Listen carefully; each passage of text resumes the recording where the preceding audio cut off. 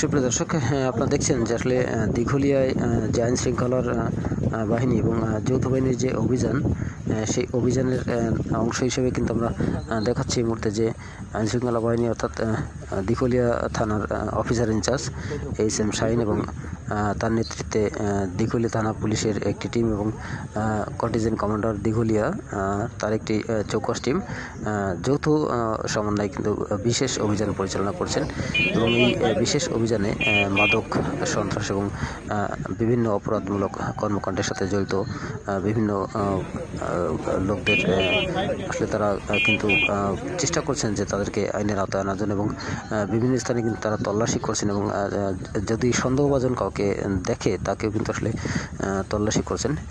এমনটি অভিযান পরিচালনা আগামীতেও অব্যাহত থাকবে বলে জানিয়েছেন দিঘলিয়া থানার ভারপ্রাপ্ত অফিসার ইনচার্জ এইচ.এম. শাহিন।